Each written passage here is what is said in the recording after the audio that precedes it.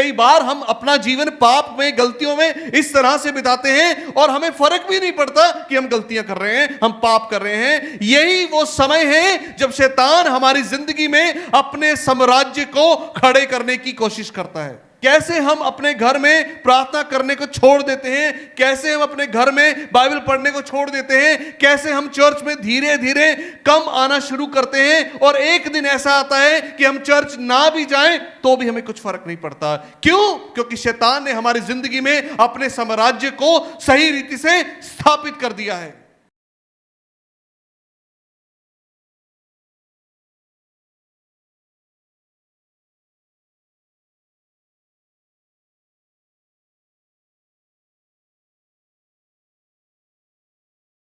तो प्रियो, आज हम जो बात कर रहे हैं वो बात कर रहे हैं शैतान की रणनीति के विषय में, कि how they will fight with us.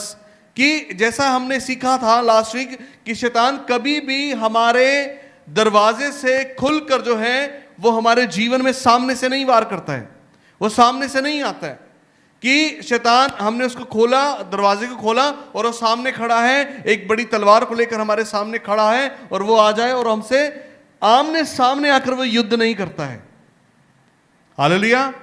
कि शैतान हमारे आमने सामने आकर हमसे युद्ध नहीं करता है, लेकिन जैसा हमने सीखा था कि वो हमारे जीवन में कुछ कमियों को ढूंढता है और उन दरारों को ढूंढता है कि वो कहां पर घुस जाए। हालेलुया। किसी के घर में कभी सांप घुसा है?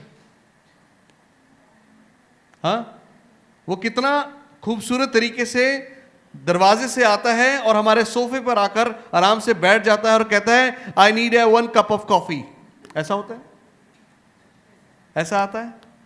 नहीं आता है। वो हमारे घर की ऐसी जगह को ढूंढता है कि जो सबके सामने नहीं है। वो छिप कर बैठता है और वहां पर बैठ जाता है और घात लगाकर बैठता है। पिछले हफ्ते हमने सीखा कि शैतान गर्जने वाले सिंह के समान है और वो एक फिराक में रहता है कि कब हमें फाड़ खाए। वो छुप कर और एक दांव लगाकर बैठता है कि वो कब हमें फाड़ खाए, वो कब हमारे ऊपर हमला कर दे। वो कभी भी सामने के दरवाजे से या बिल्कुल सामने से तलवार लेकर हमारे सम्मुख नहीं खड़ा होगा। शैतान की रणनीति है, शैतान का जो चाल है, वो हमारे जीवन के कमजोर कड़ियों को, कमजोर बातों को, हम कहां कमजोर हैं वो उनको ढूंढता है कि हम कहां कमजोर हैं, कहां हमारे जीवन में दरारें हैं, कहां हमारे जीवन में कमियां हैं, वो उन बातों को ढूंढता है। कि वो हमारी दरारों को खोजता है और हमारी नींव को कमजोर करना शुरू कर। आपको पता भी नहीं चलेगा कि शैतान आपकी जिंदगी में कार्य कर रहा है। कई बार वो क्रोध के द्वारा, कई बार वो घमंड के द्वारा, कई बार वो आपने आप को अच्छा दिखाने की वजह से वो शैतान हमारी जिंदगी में कार्य करता ही रहता है और हमें पता भी नहीं चलता कि सांप कहां छिपा हुआ है, कि शैतान कहां छिपा हुआ है। कई सांप तो ऐसी जगह छिपते हैं कि जहां वो जैसे वो खुद होते वैसे ही। मैंने एक सांप देखा, एक सांप पेड़ की तने पर ऐसे बैठा हुआ था और कोई देख भी नहीं पा रहा था कि वो सांप जो है पेड़ के, क्योंकि उसका कलर उसने वैसा ही कर लिया। शैतान जो है वो सबसे धूर्त है, वो आपको कभी इस बात का एहसास नहीं होने देगा कि आप गलत हैं। वो कभी आपको ऐसा एहसास नहीं होने देगा कि आपकी जिंदगी में कुछ गलत चल रहा है, वो कभी नहीं। जितना बाइबल आप और मैं जानते हैं उससे कहीं ज्यादा वो बेहतर तरीके से जानता है। उसको मालूम है आपको वचन से किस तरह से बरगलाना है, आपको प्रार्थना में किस तरह से बहकाना है, आपको किस तरह से गलत रास्ते पर लेकर जाना है। He knows everything. हमने सीखा था पिछली बार कि जब हम अपने जीवन में, कि हमारे आत्मिक जीवन में दरारें बनती कैसे, कि शैतान को मौका मिले, है ना, कि वो दरारें कैसे बनती हैं, वो जगहें कैसे बनती हैं कि शैतान हमारी जिंदगी में काम करे। देखिए यहां पर मैंने लिखा था कि जब हम पाप को अनदेखा कर देते हैं कि मैंने गलती की और हमने इस बात को कहकर अपने आप को ढक लिया कि परमेश्वर सब जानता है, मैंने जानबूझकर नहीं किया। ये पाप करने में अनदेखी है कि हमने गलती करने से पहले बिल्कुल भी उसके परिणाम के बारे में सोचा नहीं, परिणाम के बारे में हमने चर्चा नहीं की अपने बारे में, हमने अपने आप से पूछा नहीं कि मैंने गलती की है या मैं गलती करने जा रहा हूं, इसका क्या परिणाम होगा। कई बार हम लोग ऐसी गलती करते हैं, ये कहकर गलती करते हैं कि परमेश्वर सब जानते हैं, मैं जानबूझकर नहीं कर रहा। ये छोटी गलती जो है ये उस शैतान के लिए एक बेहतर जगह बनाने में सक्षम है, तैयार कर देता उस जगह को कि शैतान वहां पर आकर बैठे। आज आपने छोटी गलती की, लेकिन कल आप बड़ी गलती करने वाले हैं, और उस गलती को कर आपको कभी फर्क भी नहीं पड़ने वाला। शैतान कभी सामने से वार नहीं करेगा, वो हमारे जीवन के अंदर कुछ क्रैक्स को ढूंढता है। He find the cracks in our spiritual life, कि वो हमारे जीवन के अंदर क्रैक्स को ढूंढता है और उसमें कहीं जाकर छिप जाता है, और वो धीरे धीरे जो है वो उस जगह में एडजस्ट होना शुरू करता है, धीरे धीरे एडजस्ट होना शुरू करता है। कैसे वो धीरे धीरे इसमें घुसने की कोशिश कर रहा है। शैतान ऐसे ही हमारी जिंदगी में चुपके से घुसता है और उस पर पूरा साम्राज्य बनाने की कोशिश करता है। और इसकी पहली कड़ी है कि हम अपनी जिंदगी में किए गई गलतियों को नजरअंदाज करते हैं, उन्हें भूल जाते हैं, उन्हें छोटा समझते हैं और उन पर बिल्कुल भी तवज्जो नहीं देते, या उनको हम लोग ज्यादा बेहतर और अच्छा नहीं समझते कि ठीक है चलो जो हो रहा कोई बात नहीं, गॉड नोस एवरीथिंग। शायद हमें से कभी ना कभी हमने ऐसी कुछ गलती जरूर की होगी और बाद में ये कहा होगा कि परमेश्वर सब जानता है कि मैंने क्यों किया है, मैंने जानबूझकर नहीं किया। हालेलुया। कि हम छोटे छोटे पापों को नजरअंदाज भी करते हैं, और दूसरी बात हमने सीखी कि हम पश्चाताप करने में बहुत समय लगा देते हैं, पश्चाताप ही नहीं करते, हमें एहसास ही नहीं होता कि हमने गलती की है। दाऊद को कितने सालों तक एहसास ही नहीं हुआ कि उसने किसी और की स्त्री को अपने घर में रख लिया है, उसके पति को मरवा दिया है, व्यभिचार किया है, एक बच्चा भी पैदा हो गया है। उसने कभी इस बात का एहसास ही नहीं किया जब तक कि किसी और दास ने आकर उसको चिताया नहीं। कई बार हम अपना जीवन पाप में, गलतियों में इस तरह से बिताते हैं और हमें फर्क भी नहीं पड़ता कि हम गलतियां कर रहे हैं, हम पाप कर रहे हैं। यही वो समय है जब शैतान हमारी जिंदगी में अपने साम्राज्य को खड़े करने की कोशिश करता है, हमारी जिंदगी में बड़ी दरारों को ढूंढता है और उसके ऊपर संपूर्ण रीति से राज्य करता है। कैसे हम अपने घर में प्रार्थना करने को छोड़ देते हैं, कैसे हम अपने घर में बाइबल पढ़ने को छोड़ देते हैं, कैसे हम चर्च में धीरे धीरे कम आना शुरू करते हैं, और एक दिन ऐसा आता है कि हम चर्च ना भी जाएं तो भी हमें कुछ फर्क नहीं पड़ता। क्यों? क्योंकि शैतान ने हमारी जिंदगी में अपने साम्राज्य को सही रीति से स्थापित कर दिया है। आज हमें उसकी चालाकियों को, आज हमें उसके चालों को समझना होगा। हाँ, जब हम पाप कर रहे हैं हम डरे, पाप करते हुए हम गलत कर रहे हैं, गलत करते हुए डरे। अगर हमसे गलत हो गया तो आज ही अपने घुटनों पर आ जाएं, आज ही अपने आप को उपवास में ले जाएं कि प्रभु वो मुझसे गलती होगी और मैं चाहता हूं कि तू मुझे माफ कर, ताकि परमेश्वर जाने और शैतान भी इस बात को जान जाए कि इसने गलती की है, लेकिन ये आज फिर परमेश्वर के पास खड़ा हो गया है। आज जरूरी है आपके छिपने का स्थान, अगर आपने गलती की है तो आपके छिपने का स्थान परमेश्वर का घर होना चाहिए, परमेश्वर की हजूरी होनी चाहिए, परमेश्वर के सामने होना चाहिए। अपने आप को डिफेंड ना करें इस बात को कहकर कि कोई बात नहीं, हो गया। परमेश्वर जानता है आपका पश्चाताप करना यह ज्यादा महत्वपूर्ण है कि आपने गलती की, आप पश्चाताप करें, ताकि शैतान जाने कि आप परमेश्वर के लिए कितने सजग हैं, आप परमेश्वर के लिए कितने गंभीर हैं। हालेलुया। और अगली बात हमने सीखी कि जब हम प्रार्थना का जीवन जो है वो छोड़ देते हैं, हम प्रार्थना करना छोड़ देते हैं, हम प्रार्थना करना भूल जाते हैं। हम अपनी ज़िंदगी के कामों को ज़्यादा महत्व देते हैं। हमारे लिए सुबह का नहाना बहुत ज़्यादा महत्वपूर्ण है। हमारे लिए सुबह का ब्रश करना बहुत ज़्यादा महत्वपूर्ण है। हमारे लिए सुबह के 2 पराठे और 1 चाय ये ज़्यादा महत्वपूर्ण है। हमारे लिए कपड़े इस्त्री करना ये ज़्यादा महत्वपूर्ण है। हमारे लिए अपनी जॉब पर जल्दी जाना, समय पर जाना ये ज़्यादा महत्वपूर्ण है। बिना प्रार्थना किए, बिना बाइबल को पढ़े, बिना अपना समय परमेश्वर के साथ बिताए, ये सब चीज़ें करना हमारे लिए ज़्यादा महत्वपूर्ण है। जब हम अपने घर में अपनी जाती प्रार्थना करनी बंद कर देते हैं तो शैतान हमारी जिंदगी में एक नया साम्राज्य तैयार करने की कोशिश में लग जाता है। वो हमें सोचने लग जाता है कि अब ठीक है, ये चल रहा है, हम भी सोचते हैं कोई बात नहीं, प्रार्थना चलते हुए कर रहे हैं, कोई नहीं मैं गाड़ी में प्रार्थना कर रहा हूं, कोई नहीं मैं चलते हुए प्रार्थना करूंगा।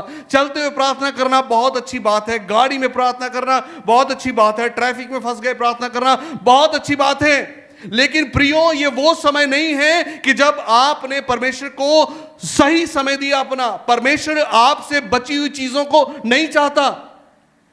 परमेश्वर आपकी जिंदगी से बची हुई चीजों को नहीं चाहता। हालेलुया। परमेश्वर आपसे आपकी जिंदगी का पहला भाग चाहता है। हालेलुया। परमेश्वर चाहता है कि इससे पहले कि आप अपनी वाइफ से कहें मेरे लिए गर्म पानी ले आ, परमेश्वर चाहता है कि इससे पहले कि आप अपने घर में कहें मैं सुबह उठकर सबसे पहले चाय पीऊंगा, लेकिन इससे पहले कि आप कुछ भी करें, सुबह उठते ही परमेश्वर को धन्यवाद जरूर करें। यह समय है। आप चाहे काम से कितने भी लेट हो रहे हैं, लेकिन बिना प्रार्थना करिए मत निकलिए, बिना वचन को पढ़े मत निकलिए, अपना समय परमेश्वर को दिए बिना मत निकलिए। हो सकता है कि आज रात को आप लेट हो गए हों, सोने में लेट हो गए हों, लेकिन सुबह उठकर इतना समय जरूर रखें कि आप परमेश्वर के साथ अपने समय को बिताएं। अपनी जिंदगी में प्रार्थना की कमी को कभी मत आने दें। चलते हुए प्रार्थना करना बहुत अच्छी बात है, हालेलुया, लेकिन चलते हुए प्रार्थना करना यह प्रार्थना का समय नहीं था। परमेश्वर आपसे अपने लिए एक खास अटेंशन को ढूंढता रहता है। खास अटेंशन उसको चाहिए कि प्रभु ये तेरा समय है, कि प्रभु ये तेरा समय है, मैं तेरे साथ बिताने आया हूं। आपकी ड्यूटी आवर्स कितने हैं? कईयों के 6 घंटे होंगे, कईयों के 8 होंगे, कईयों के 12 भी होंगे। हालेलुया। क्या ऐसा होता है कि आप 6 घंटे की ड्यूटी है और 3 घंटे कर आए तो क्या लगता है? Half day. और हमारी कंपनी में तो ऐसा है कि अगर मैंने हाफ डे बिना बताए किया तो फुल डे ही कंसिडर करते हैं, और एक दिन अगर मैंने बिना बताए छुट्टी की है तो वो 2 दिन कंसीडर करते हैं। समझ रहे हैं? हम कितनी बार छुट्टी करते हैं परमेश्वर के साथ अपने समय को बिताने में। हम कितनी बार निग्लेंस होते हैं, कितनी बार हम लोग सही रीति से नहीं करते हैं। प्रार्थना में कमी होना या अपनी आत्मिक भूख को छोड़ देना, है ना, कि हमने बाइबल पढ़ी नहीं पढ़ी कोई फर्क नहीं पड़ता। आत्मिक भूख, कितने लोग सोचते हैं आत्मिक भूख क्या है? भूख कैसी लगती है? शारीरिक भूख कैसी होती है? मैंने खाना नहीं खाया तो मेरे पेट में दर्द हो रहा है ना, मुझे उल्टी सामान हो रहा है। होता कई बार हम ना ब्रेकफास्ट किए बिना घर से निकल जाए तो क्या होता है? मेरे खाली पेट उल्टी आ रही है। ये रिएक्शन है। अगर आपने खाना नहीं खाया, अगर आपने अपनी शारीरिक भोजन नहीं लिया, तो ये रिएक्शन है आपका कि मुझे भूख लग रही है, मेरे पेट में दर्द हो रहा है, या कह लीजिए बहुत आसान भाषा में मेरे पेट में चूहे कूद रहे हैं, है ना, कहते हैं हम लोग ना। आज एक ऐसे ही घबराहट हमें तब भी होना महत्वपूर्ण है कि जब हमने बाइबल नहीं पढ़ी, जब हमने पवित्र आत्मा के साथ समय नहीं बिताया, कि जब हमने प्रार्थना में समय नहीं बिताया। आज हमें अपनी आत्मा में कमजोरी महसूस होना चाहिए। आज आपको जरूरी है कि आप अपनी प्रार्थनाओं में आराधना में समय को बिताएं। ये महत्वपूर्ण है। आज हम चर्च में कम लोग हैं ऐसा नहीं है, लेकिन आज याद रखिए परमेश्वर ने आपको चुना है कि हम इस महत्वपूर्ण शिक्षा को ले पाएं। हालेलुया। तो हम लोग आगे की ओर चलेंगे कि हम प्रार्थना की कमी, वचन को पढ़ने की कमी, वचन के साथ एग्री होने की कमी से ही हम लोग जो है अपनी जिंदगी में जो है वो कमियों को ढूंढ लाते हैं और शैतान को जो है मजबूत मौका देते हैं कि वो हमारी जिंदगी में आए। लेकिन अब सवाल है कि हम अपनी जिंदगी में एक स्ट्रॉन्ग नींव को कैसे तैयार करें, हम कैसे बचें, हम कैसे शैतान की चालों को समझें और कैसे हम अपने शरीर अपने आप को जो है वो परमेश्वर के हाथों में सौंप दें और कैसे हम शैतान से अपने आप को बचाएं। आज ये महत्वपूर्ण चीजें जो हैं ये मैं आपको सिखाने जा रहा हूं और आप मेरे साथ निकाल सकते हैं इफिसियों की पत्री 6 अध्याय उसकी 11 से लेकर 17 आयत तक। इफिसियों की पत्री 6 अध्याय उसकी 11 से लेकर 17 आयत तक। Ephesians chapter 6 from verse 11 to 17। And यहां पर ऐसा लिखा है, इसलिए परमेश्वर के सारे हथियार बांध लो कि तुम बुरे दिन में सामना कर सको। नाउ गॉड्स वांट टू, है ना, कि परमेश्वर अब चाहता है कि हम उसके सारे हथियारों को बांध लें।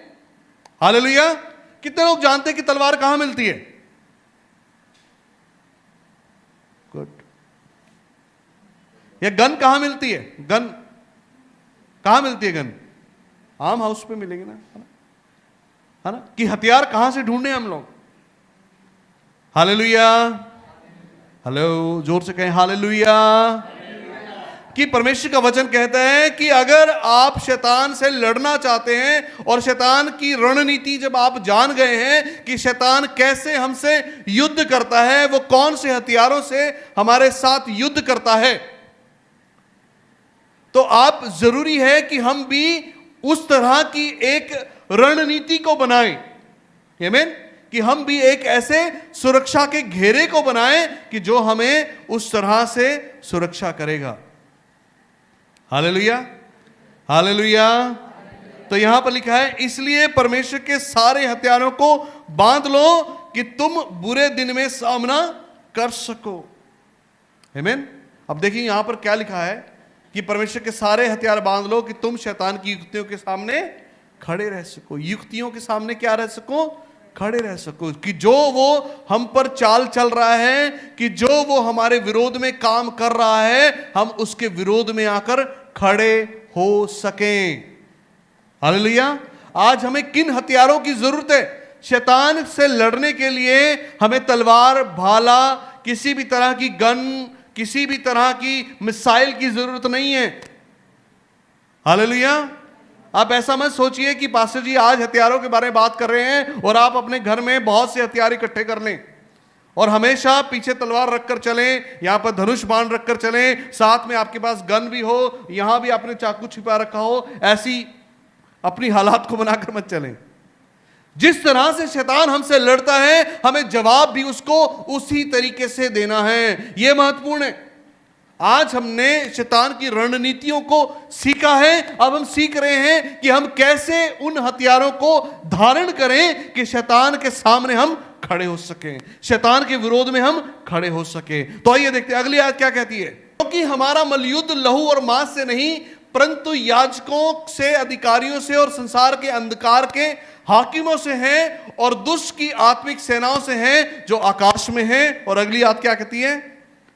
इसलिए परमेश्वर के सारे हथियारों को बांध लो कि तुम बुरे दिन के सामना कर सको और सब कुछ पूरा करके स्थिर रह सको। 14वीं आयत कहती है, इसलिए सत्य से अपनी कमर कस लो। Hallelujah, hallelujah. अगर आपके जीवन में सच्चाई नहीं है, अगर आपने अपनी जिंदगी में सच्चाई को नहीं लिया है, तो आपकी कमर टूट सकती है। मतलब कि आपको वो आगे नहीं बढ़ने देगा। कहता है सत्य से अपनी कमर कस लो और धार्मिकता की झिलम पहन लो। यहां पर झिलम के बारे में बात नहीं हो रही है और ना यहां पर कमर कसने के बारे में बात हो रही है। यहां पर बात हो रही है सच्चाई और धार्मिकता के विषय में। आज हमें सत्य के साथ अपने आप को मजबूत करना है। हम लोग सच्चाई के साथ अपनी कमर को मजबूत रखें। हम कोई भी ऐसा झूठ ना बोलें कि जिसकी वजह से हमें बढ़ने से रुक रहे हों। हम कोई भी ऐसे झूठ का सहारा लेकर बढ़ने की कोशिश मत करें। परमेश्वर का वचन हमसे कह रहा है कि सत्य से अपनी कमर को कस लो। ऐसा ना हो कि आप झूठे साबित हों और आपको आगे बढ़ने में मुश्किल हो, समस्याएं हो, परेशानियां हो। और धार्मिकता की झिलम पहन लो। एक अपने ऊपर एक सुरक्षा का कवच रखो। झिलम कितने लोग जानते हैं झिलम क्या होती है? क्या होता है झिलम? चेन्स लगी होती हैं। देखा किसी ने पुरानी पिक्चर्स देखी है? झिलम पहनी होती है, चेन्स लगी होती है, ऊपर टूटना होता है ऐसे करके, और वो चेन्स लगी होती हैं। आप जानते हो चेन किस लिए? कि कोई भी अगर तलवार से सामना करे तो उस पर लगे, मेन पर ना लगे, और वो झिलम उसको बोलते हैं। हालेलुया। वो कहता है कि धार्मिकता की झिलम पहन लो, अपने लिए धर्मी जीवन जीना शुरू कीजिए। धर्मी जीवन कैसा है? कि रोज आप प्रार्थना करें, रोज आप बाइबल पढ़ें, रोज आप किसी दूसरे के लिए प्रार्थना करें, रोज आप किसी ना किसी के लिए आशीष का कारण बने। इन कामों को फ्रीक्वेंटली करते रहें। एक बार कर दिया तो ऐसा नहीं कि अब नहीं करना, फ्रीक्वेंटली करते, रोज ढूंढे कुछ ना कुछ, रोज ढूंढे परमेश्वर की भलाई किसी की जिंदगी में करने के लिए। अपने जीवन को एक धर्मी जीवन बनाकर जिंदगी जीना, यह महत्वपूर्ण। और पांव में मेल के सुसमाचार की तैयारी के जूते पहनकर। यहां पर सिर्फ जूतों की बात नहीं हो रही है, लेकिन यहां पर बात हो रही है सुसमाचार को लेकर चलने की, सुसमाचार लेकर चलने की। आपका जीवन लोगों को दिखाई देना चाहिए कि he is the man of God, कि ये परमेश्वर के लोग हैं। आज हमारे घर में चाहे कुछ भी क्यों ना हो, आज हमारी जिंदगी में परिस्थिति कैसी भी क्यों ना हो, आज हमारे पड़ोसियों को पता होना चाहिए इनकी जिंदगी में कुछ भी हो रहा हो, लेकिन ये लोग चर्च आते हैं। इनकी जिंदगी में कितना भी कुछ परेशानी चल रही हो, ये परमेश्वर को पुकारते हैं। इनकी जिंदगी में कोई खुशी आ गई हो तो ये परमेश्वर को धन्यवाद करते हैं। आज जरूरी है कि हमारी जिंदगी में पांव में सुसमाचार होना चाहिए। हर बात में, हर जगह में हम परमेश्वर के विषय में बात करें। हर किसी से हम लोग जरूर परमेश्वर के विषय में बात करें। जब आपसे कोई अपने दुखों को शेयर कर रहा है, कोई आपसे अपनी तकलीफ को शेयर कर रहा है, तो उसी समय उसके हाथ को पकड़ें और कहें कि क्या मैं आपके लिए प्रार्थना कर सकता हूं। कोई भी मना नहीं करेगा। मैं पिछले 1.5 हफ्ते से जो है वो हॉस्पिटल्स में चक्कर लगा रहा हूं। मैंने कल आप सबको प्रेयर रिक्वेस्ट भी भेजी है। मेरी मम्मी बीमार है, वो बहुत क्रिटिकल कंडीशन में इस समय, है ना। और मैंने रात को छोटे से कहा कि भैया आपको अब 2 दिन देखना पड़ेगा, सैटरडे संडे, मैं संडे के बाद ही आऊँगा, because of I need to go to church, मुझे चर्च जाना ज़रूरी है। हालांकि रात को उन्होंने बहुत सी नेगेटिव बातें मुझे बोली, कहा ऐसा हो रहा है, वैसा हो रहा है। मैंने कहा लीव इट यार, लीव इट, छोड़ दो, कुछ नहीं होता। लेकिन मुझे परमेश्वर के घर में जाना है। मेरे पड़ोसी मुझे देख रहे हैं, मेरे आसपास के लोग मुझे देख रहे हैं। ये इन्होंने फिर गिटार उठा लिया, शायद उन्होंने सोचा होगा कि आज नहीं जाएंगे चर्च, लेकिन ऐसा नहीं है। हालेलुया। कि हमारा जो सुसमाचार है, हमें अपने सुसमाचार को हमेशा बांटना है। आप कितने ही परेशान क्यों ना हो, आप कितने ही दुखी क्यों ना हो, लेकिन आपको परमेश्वर का सुसमाचार बांटना ये ज्यादा महत्वपूर्ण है। हर हालात में, हर परिस्थिति में परमेश्वर के नाम को धन्य कहना यह ज्यादा महत्वपूर्ण है। कहता है अपने पांव में मेल के सुसमाचार की तैयारी के जूते पहन लो। आज आपके पास ऐसे जूते होने चाहिए कि आप कहीं भी खड़े हो सको, किसी भी हालात में खड़े हो सको, किसी के लिए भी कहीं भी प्रार्थना आप कर सको। आप ये ना कहो कि मैं बस में हूं, मैं नहीं दुआ कर पाऊंगा। आप ये ना कहो कि मैं बाजार में मैं दुआ नहीं कर पाऊंगा। आप ये ना कहें कि मैं अपने दोस्तों के साथ बैठा हूं, मैं दुआ नहीं कर पाऊंगा। आप ये मत कहें कि मैं मीटिंग्स में हूं, मैं भी दुआ नहीं कर पाऊंगा। आपके लिए महत्वपूर्ण है परमेश्वर का वचन, और उसको बांटना जरूरी है। हर हालात में, हर परिस्थिति में आपके पास ये कलाम होना चाहिए कि परमेश्वर ने मुझे सृजा है, परमेश्वर ने मुझे रचा है कि मैं उसके कलाम को हर जगह बांटूं, हर परिस्थिति में बांटूं, हर जगह धन्यवाद करूं, हर जगह उसके नाम को ऊंचा करूं। ये एक सद्गुण वाला जीवन जो है वो आपकी जिंदगी में हमेशा होना चाहिए, कि शैतान को कभी भी आपकी जिंदगी में मौका ना मिले। वो कभी भी आपकी जिंदगी में दरारों को ढूंढ ना पाए कि मुझे कहां घुसना है, उसको कभी भी मौका ना मिले। और आगे क्या लिखा है? और लिखा उन सब के साथ विश्वास की ढाल लेकर स्थिर रहो, जिससे तुम उस दुष्ट के जलते हुए तीरों को बुझा सको। नेगेटिव बातों का आपकी जिंदगी में कोई असर नहीं होना चाहिए। लोग आपके विरोध में कर रहे हैं, लोग आपके बारे में बात कर रहे हैं, लोग आपके विश्वास के बारे में बात कर रहे हैं, ऐसा हो जाएगा, वैसा हो जाएगा, ये होने जा रहा है, वो होने जा रहा है, आप छोड़ दीजिए। कहता है कि विश्वास की ढाल लेकर स्थिर रहो, खड़े रहो कि हां मेरी जिंदगी में परमेश्वर मेरे लिए सब भला करने जा रहा है, मेरे लिए हर बात जो है वो भलाई को उत्पन्न करने जा रही है। परमेश्वर का वचन कहता है जो लोग परमेश्वर से प्रेम करते हैं उनके लिए सब बातें मिलकर भलाई को उत्पन्न करती है। और आज जैसे मैंने आराधना में कहा कि परमेश्वर मनुष्य नहीं है कि वो झूठ बोल जाए या वो पलट जाए या अपने वायदे का पक्का ना हो। हालेलुया। आप इस बात का ऐलान करें कि मेरा परमेश्वर परमेश्वर है, वो कभी झूठ नहीं बोलता, वो वायदों का पक्का है। अपने विश्वास को मजबूत से दिखाइए, अपने विश्वास को दिखाइए कि मुझे विश्वास है। कोई आपके सामने अगर नेगेटिव बातें भी कर रहा है तो अपने विश्वास को दिखाइए, क्योंकि ये आपका विश्वास जो है, बाइबल कहती है कि दुष्टों के सब जलते हुए तीरों को बुझा देगा। कोई कितनी ही ज्यादा नेगेटिव बात आपकी तरफ क्यों ना फेंक दे, लेकिन आपका विश्वास उन बातों को आपके ऊपर कभी भी हावी नहीं होने देगा। आप कभी भी किसी की नेगेटिव बात सुनकर अविश्वास में नहीं आएंगे।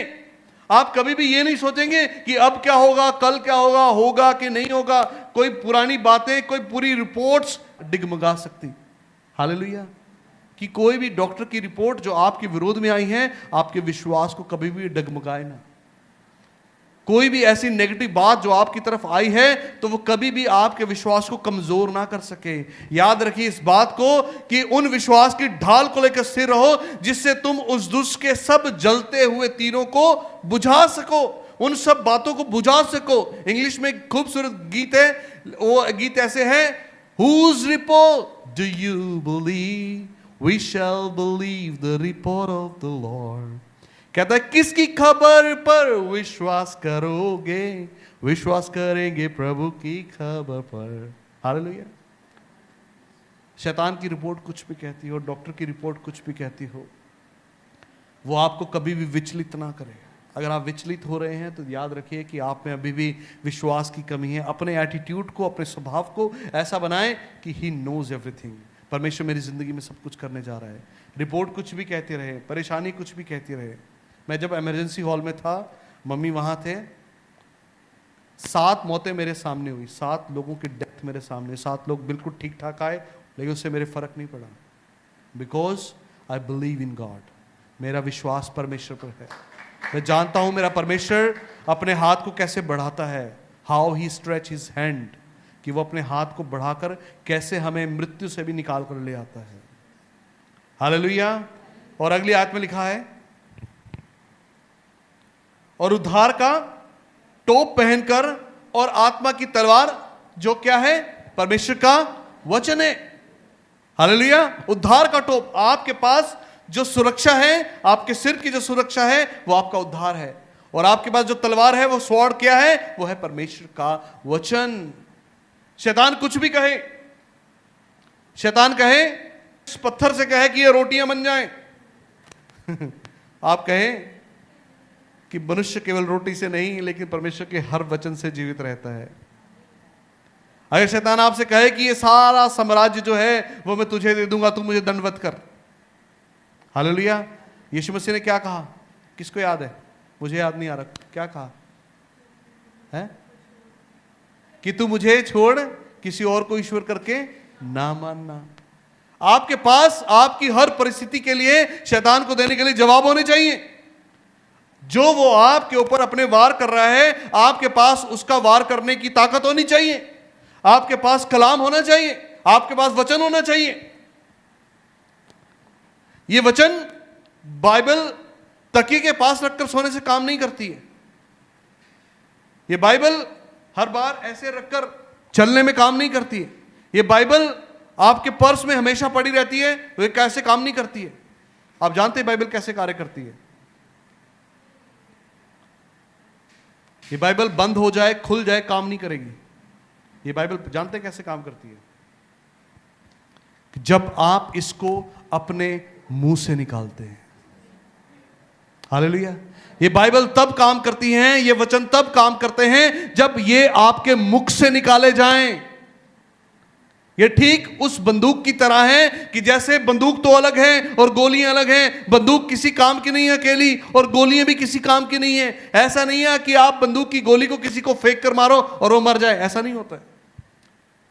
जब तक वो गोली बंदूक में होकर नहीं चलेगी, तब तक वो काम नहीं करती।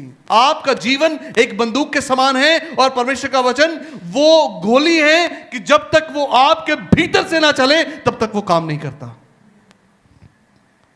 आज आपको अपने लिए तलवार को लेना होगा, इस कलाम को अपनी जिंदगी में ग्रहण कर कर, और हर बात के लिए परमेश्वर के वचन को बोलना होगा, क्लेम करना होगा। यीशु मसीह ने यह नहीं कहा कि शैतान तू जानता ना कि वचन में क्या लिखा है। नहीं, उसने बता दिया वचन में क्या लिखा है। आज आपको अपनी परिस्थितियों में उनकी परिस्थितियों के विरोध में खड़े होने की जरूरत है और इस कलाम को क्लेम करने की जरूरत है, इसको आज्ञा देने की जरूरत है या इसके साथ राजी होने की जरूरत है कि ये वचन कहता है। अगर आपकी जिंदगी में कुछ अच्छा नहीं चल रहा है तो कह दीजिए परमेश्वर की योजनाएं मेरी जिंदगी में बेहतर है, खूबसूरत है, अच्छी है। अगर आपकी जिंदगी में कमी घटी चल रही है तो कह दीजिए यहोवा मेरा चरवाहा है, मुझे कुछ घटी नहीं होगी। अगर आपकी जिंदगी में कोई भी बीमारी चल रही है तो कह दीजिए यहोवा मेरा चंगा करने वाला परमेश्वर है। हालेलुया। आज जरूरी है कि हम अपने उद्धार के टोप को और आत्मा की तलवार जो परमेश्वर का वचन है उसको अपनी जिंदगी में ग्रहण करें। अगर आपके पास वचन होंगे तो शैतान कभी भी आपके विरोध में नहीं आ पाएगा। अगर आप वचन में कमजोर होंगे तो आप हव्वा की तरह बहका दिए जाओगे। हालेलुया। हव्वा की तरह बहका दिए जाओगे। ये जरूरी है कि अपने आप को तैयार रखें। और आगे क्या लिखा है, 17 तक हम लोग पढ़ चुके हैं ना, डन हो गया ना, कि आत्मा की तलवार जो परमेश्वर का वचन है। और पहला थिस्सलुनीकियों 5 अध्याय उसकी तरायत कहती है कि निरंतर प्रार्थना करो, प्रार्थना हमेशा करते रहो। यह ज्यादा महत्वपूर्ण है कि अगर आप शैतान की चालों से बचना चाहते हैं, अगर आप शैतान से बचना चाहते हैं तो यहां पर लिखा है निरंतर प्रार्थना करते रहो। आमीन। और दूसरी बात लिखी है कि कभी भी अलग होना ना, मतलब इकट्ठा होना मत छोड़ें, संगति को मत छोड़ें। शैतान पता मेरी जिंदगी में कब काम करता है कि जब हम अपनी संगति को छोड़ देते हैं, चर्च आना छोड़ देते हैं, अपने आत्मिक दोस्तों को छोड़ देते हैं। हम ऐसे दोस्तों का चयन करते हैं कि जो संसारिक बातों में हमारे साथ राजी होते हैं। आज मैं आपको सहायता करना चाहता हूं एक बार फिर से इस बात को बोलकर कि अपनी जिंदगी में ऐसे मित्रों का चयन करें, अपनी जिंदगी में ऐसे दोस्तों को ढूंढें जो आपको परमेश्वर के अंदर बढ़ने में, परमेश्वर के साथ बढ़ने में, परमेश्वर की हजूरी में बढ़ने में, परमेश्वर की उपस्थिति में बढ़ने में आपकी सहायता करेंगे। हालेलुया। संगति को कभी मत छोड़िए। कई बार हो सकता है कि चर्च बोरिंग हो सकती है, लेकिन कभी भी आना मत छोड़िए। हालेलुया। हमेशा संगति में जो आप बने रहें, आत्मिकता में बने रहें। रोज आपके पास कोई ना कोई ऐसा व्यक्ति होना चाहिए जिससे आप परमेश्वर के विषय में बात करते हो, जो जिसकी बातें सुनकर आपको उत्साह मिलता हो, जिसकी बातें सुनकर आपको की उन्नति मिलती हो। ऐसी चीजों को आप ढूंढें, है ना, ऐसे वचनों को ढूंढें, ऐसे लोगों को ढूंढें जो आपके लिए उन्नति का कारण बने। हालेलुया। और विश्वास की आशा लिखा है, पहला यूहन्ना 4 अध्याय उसकी 4 आयत में लिखा है कि बच्चों तुम परमेश्वर के हो और तुमने उस पर जय पाई है, क्योंकि जो तुम में है वो उससे कहीं बड़ा है। हालेलुया। याद रखिए इस बात को कि जो हमारे अंदर कार्य करता है वो जो संसार में है उससे कहीं बड़ा है। आमीन। कि शैतान अगर इस संसार में है तो जो हमारे अंदर काम करता है ना, वो बहुत बड़ा परमेश्वर है। आज हमें इस बात को समझने की जरूरत है। आप घर जाकर पढ़ सकते हैं, मैं आपको नोट्स दे दूंगा सारे, कोई बात नहीं। अंत में मैं आपको एक बात बोलना चाहता हूं। याकूब की पत्री 4 अध्याय और उसकी 7वीं आयत को जल्दी से निकाल दे। क्या लिखा है यहां पर? 3 बातें महत्वपूर्ण है। पहली बात, परमेश्वर के अधीन हो जाना। शैतान का सामना हम कभी भी लड़कर नहीं कर पाएंगे, याद रखिए। आमीन। हमें शैतान से लड़ने के लिए क्या करना होगा? परमेश्वर के अधीन होना होगा, परमेश्वर पर भरोसा करना होगा, परमेश्वर के साथ राजी होना होगा, उसके वचन के साथ राजी होना। यहां पर लिखा है इसलिए परमेश्वर के अधीन हो जाओ और क्या करो? शैतान का सामना करो, तो वो तुम्हारे पास से क्या करेगा? भाग जाएगा। लेकिन हम लोग पता क्या करते हैं? हम शैतान का सामना भी करते हैं, लेकिन क्या नहीं करते? परमेश्वर के अधीन नहीं होते। शैतान तब तक हमारे सामने से नहीं भागेगा जब तक कि हम उसके अधीन ना हो जाएं, परमेश्वर के। जब तक हम परमेश्वर के अधीन ना हो जाएं। आज हमें अपने आप को परमेश्वर के हाथों में सौंपने की जरूरत है। आज हमें परमेश्वर के हाथों में अपने आप को देने की जरूरत है कि प्रभु तू मेरी सहायता कर। हमें अपने आप को परमेश्वर के ऊपर निर्भर करने की जरूरत है कि हम अपने आप को परमेश्वर के ऊपर संपूर्ण रीति से निर्भर करें। और लिखा है कि परमेश्वर के अधीन हो जाओ, शैतान का सामना करो तो वो तुम्हारे पास से भाग जाएगा। इस बात को याद रखिए कि शैतान कभी भी हमारी जिंदगी में बड़े दरवाजे से नहीं आएगा। अगर आपने परमेश्वर के वचन को या परमेश्वर की बातों को या प्रार्थना को सीरियस नहीं लिया, अपने आत्मिक जीवन को अगर आपने सीरियस नहीं लिया, तो वो शैतान आपकी ज़िंदगी में काम करेगा। मैंने बहुत से लोगों की ज़िंदगियों को बर्बाद होते हुए देखा है कि वो कैसे मसीह में अच्छे चल रहे थे, लेकिन जब उनकी ज़िंदगी में शैतान ने काम करना शुरू किया तो वो उन्होंने वापस पलट कर नहीं आए, लेकिन वो कैसे परमेश्वर दूर होते होते होते होते होते बहुत दूर हो गए। आज उनका जीवन जो है वो प्रार्थना का नहीं है, आज वो चर्च नहीं जाते, आज वो परमेश्वर के लिए गंभीर नहीं है, लेकिन एक समय पर वो बहुत अच्छे हुआ करते थे, लेकिन उन्होंने अपने जीवन को जो है वो परमेश्वर के हाथों में नहीं सौंपा, और कैसे शैतान ने उनकी ज़िंदगी को नाश कर दिया है। आज ज़रूरी है कि हम परमेश्वर के अधीन, कभी भी ऐसा ना हो कि परमेश्वर के अधीन ना रहें। आप हमेशा परमेश्वर के अधीन रहें। शैतान कभी भी आपके जीवन में बड़े दरवाजे से नहीं आएगा, वह छोटी छोटी दरारों में घुसपैठ करता है। घुसपैठ समझते हो कैसे होती घुसपैठ? सेना कैसे घुसपैठ करती है दूसरे के एरिया में जाकर, कैसे? झाड़ियों के पीछे छुपकर, रेत के नीचे से जाकर, है ना, अपने आप को झाड़ियों जैसा बनाकर, पेड़ जैसा बनाकर कैसे वो घुसपैठ करता है। शैतान ऐसे ही हमारी जिंदगी में घुसपैठ करता है, और आज हमें उसकी युक्तियों को समझना होगा। बाइबल कहती है, एक जगह पर कहती है कि आज हमें उसकी युक्तियों को समझना होगा, क्योंकि हम अनजान नहीं है। ऐसा नहीं है कि हम जानते नहीं कि शैतान कैसे कार्य करता है। ही नोज एवरीथिंग, वो जानता है हमें कैसे कमजोर करना है, वो जानता है कि हमें कैसे उसको नीचे करना है परमेश्वर के लोगों को। अगर आपकी जिंदगी में परमेश्वर की बड़ी योजना है तो याद रखिए शैतान आपके ऊपर हमला जरूर करेगा।